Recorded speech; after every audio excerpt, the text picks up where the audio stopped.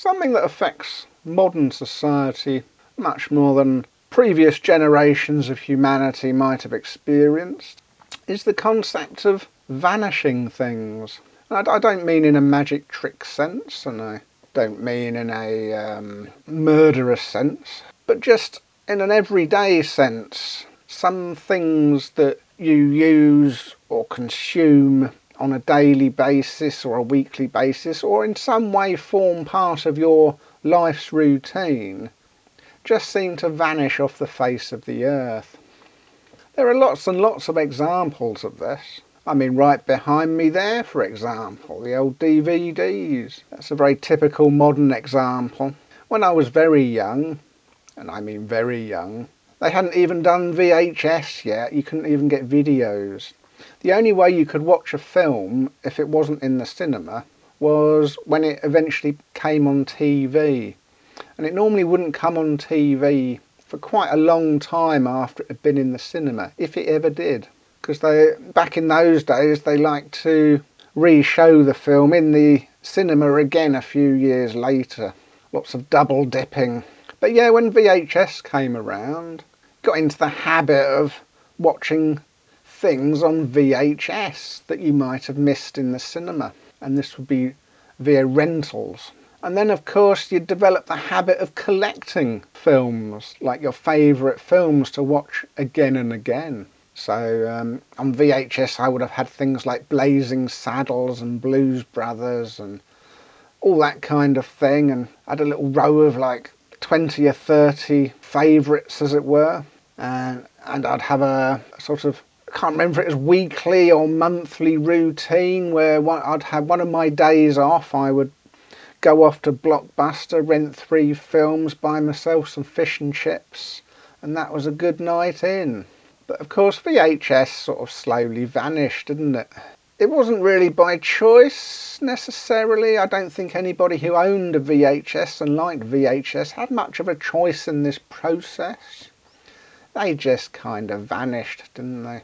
And we all moved on to the DVDs. This changeover took about 5 or 10 years. It was quite gradual, but yeah, with the DVDs you could sort of just adapt, and the same sort of life process, the same life habits could be moved over, as it were, to the new format. But it was slightly different. You know, the whole concept of rewinding and lots of little things changed with DVDs. One of the worst things that changed was that you couldn't fast forward all the crap at the beginning. You know, all the 200 logos and the warnings and all that kind of thing. If it was on VHS, it would just fast forward. Oh, here we go, film starting, off you go. DVDs came along, now you've got to sit there for 5 minutes while all this crap is displayed before you, whether you like it or not. But anyway, minor quibbles. DVDs did have advantages. You got menus and special features and all that kind of thing. But the day-to-day life of how you experienced life, pretty much the same. You still have sort of DVD rental shops and you could still collect your favourites. But of course it was a bit annoying having to recollect the ones you'd already collected. I didn't re-buy the Blues Brothers or Blazing Saddles because I'd kind of been, you know, got to that point where I'd probably seen them enough. You know, you need a bit of a break before you watch them again, so I never bought them again.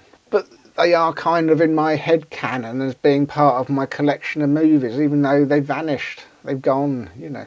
And now we come to another stage in the process where now the DVDs, they're being got rid of. The routine of waiting a few months for the DVD to come out has gone. The travel is now from the cinemas to the streaming services. And a lot of films, they don't even bother putting them on DVD now. You go to the charity shops and the DVD racks are slowly vanishing. They're not even bothering to put them in the charity shops anymore. Some of them still do, but a bit like the VHS, it's just slowly fading away. And so another life routine gets wiped out, as it were. And new routines are being offered for us to partake in. And you know, it doesn't have to be objects necessarily, it can be food as well.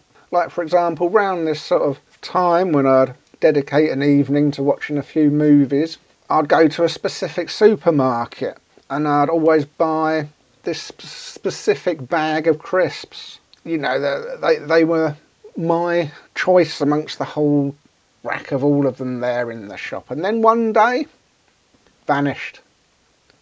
I thought, oh, you're standing there bewildered.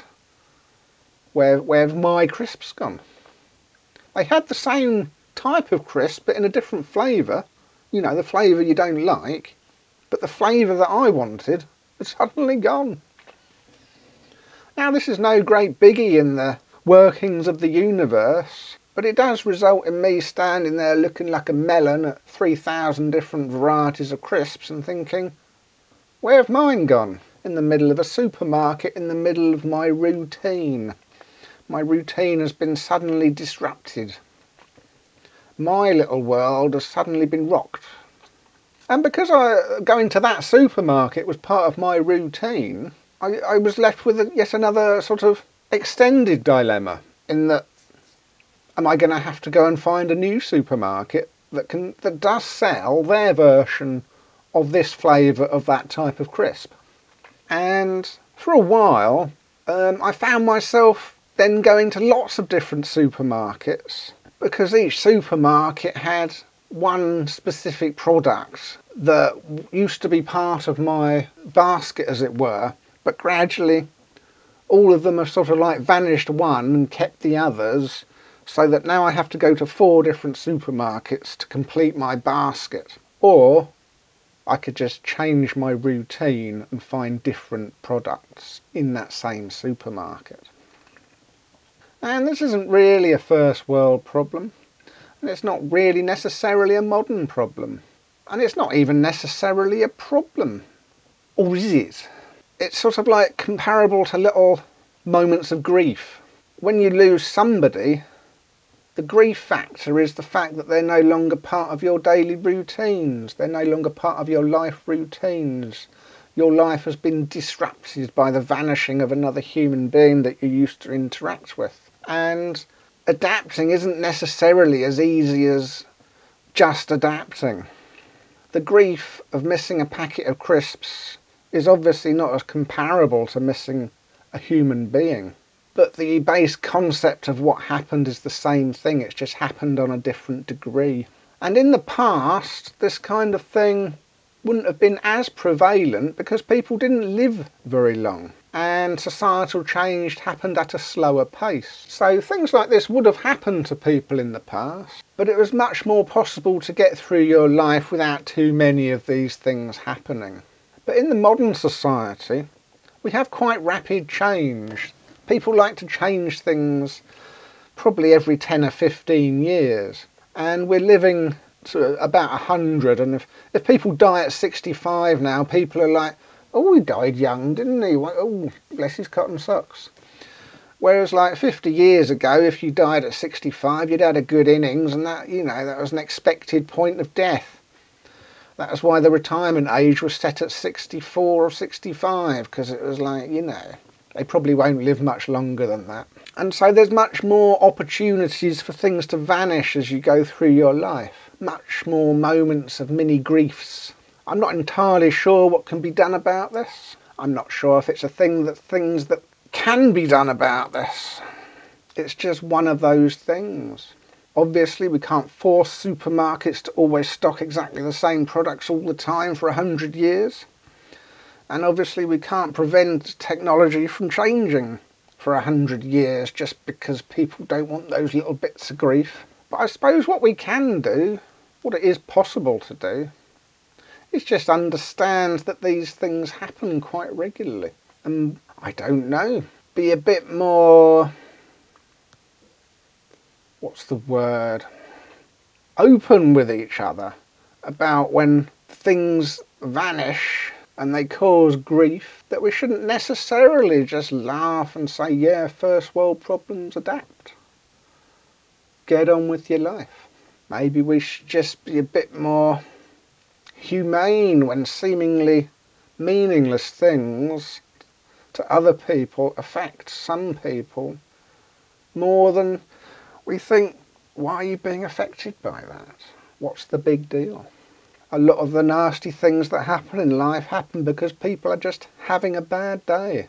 Maybe they don't realise that maybe somebody wouldn't get murdered if the murderer had just gone into the shop that day and bought the product they'd always bought. And it wasn't there that day and they were already having a bad day, and that just tipped them over the edge. The straw that broke the camel's back.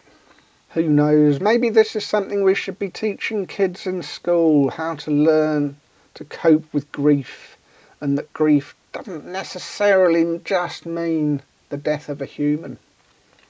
Maybe the concept of grief and the upset it causes can relate to anything that disrupts your life because something's vanished.